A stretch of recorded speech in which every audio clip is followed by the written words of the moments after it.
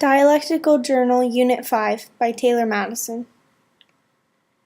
I will be covering War is Kind by Stephen Crane, My Last Duchess by Robert Browning, In the Orchard by Muriel Stewart, Thou Art Indeed Just, Lord by Gerard Manley Hopkins, Western Wind by Anonymous, Naming of Parts by Henry Reed, Family Portrait by Jacques Prévert, I Wandered Lonely as a Cloud by William Wordsworth, Miniver TV by Edwin Arlington Robinson, It is a Beauteous Evening by William Wordsworth, Delight in Disorder by Robert Herrick, Rape by Adrian Rich, First Death in Nova Scotia by Elizabeth Bishop, The Lake Isle of Innisfree by William Butler Yeats, Meeting at Night by Robert Browning, Heat by H.D., Neutral Tones by Thomas Hardy, Dulce et Decorum Est by Wilfred Owen, Those Winter Sundays by Robert Hayden, Symptoms of Love by Robert Graves,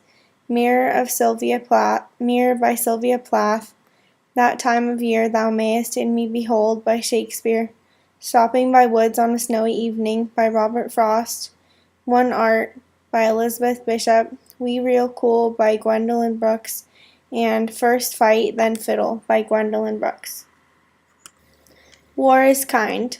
Quote of interest. Do not weep, babe, for war is kind, because your father tumbled in the yellow trenches, ragged at his breast, gulped and died. Do not weep, war is kind. Page 687. If someone said these words to me after a parent died, I would be even more distraught because I would feel like they did not care about the emotional pain that I was in. The narrator's voice contains no sympathy.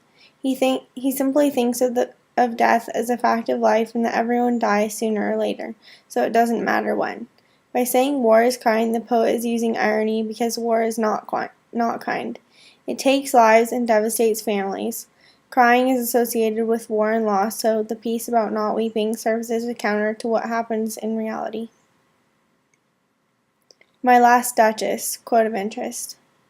She had a heart, how shall I say, too soon made glad, too easily impressed. She liked whatever she looked on, and her looks went everywhere. Page 689. The Duke was a ruthless leader who beheaded his wife because she was made happy and impressed by small things such as the ruffle on a dress rather than by her husband's possessions. He continually discusses how she smiled all the time until her death where the smile stopped. He goes in search of a new wife, a new possession that will make him be more powerful. No one disobeyed him because he ruled through fear. He did not even let others view the painting of his wife because she was his solely. He would not be the kind of person that you would want to live with because one wrong move and he could dispose of you. In the Orchard, quote of interest. I loved you. I thought you knew. I wouldn't have danced like that with any but you. I didn't know. I thought you knew it was fun.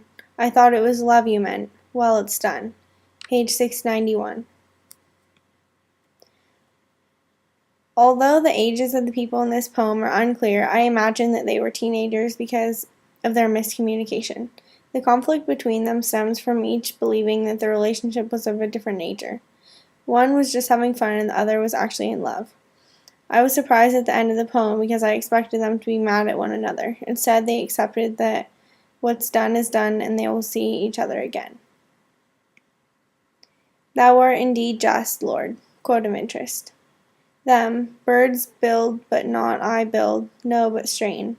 Time's eunuch, and not breed one work that wakes. Mine, O thou Lord of life, send my roots rain. Page 692.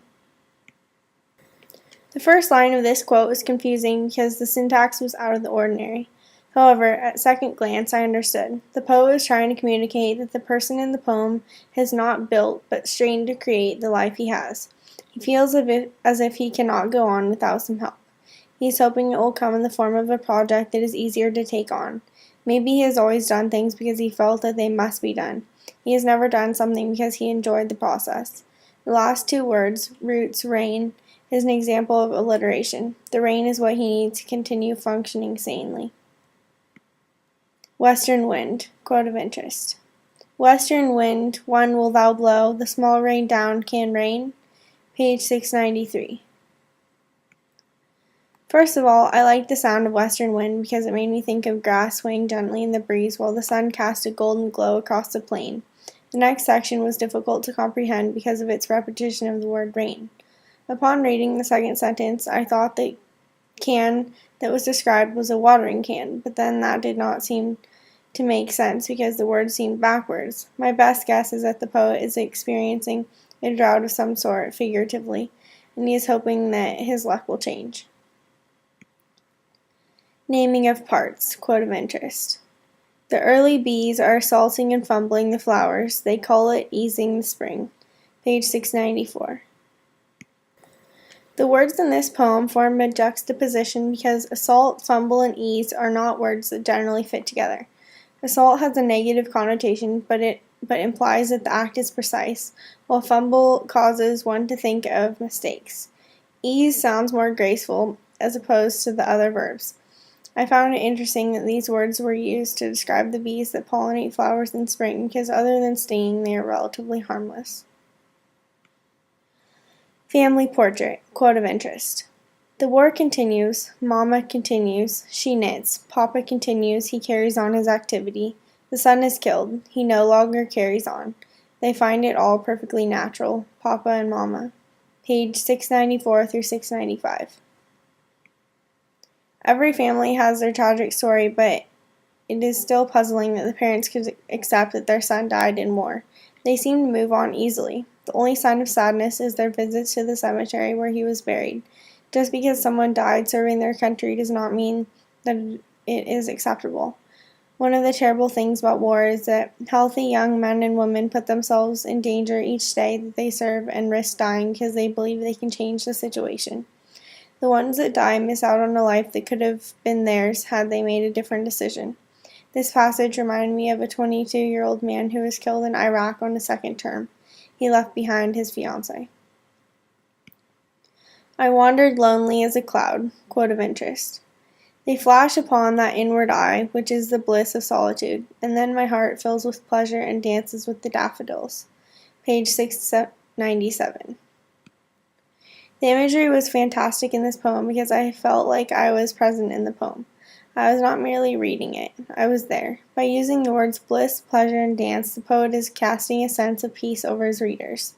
This ability to transform a piece of writing into a real place is what makes this poem successful. I also like that Wordsworth says that the narrator's heart dances with the daffodils. It was a great metaphor.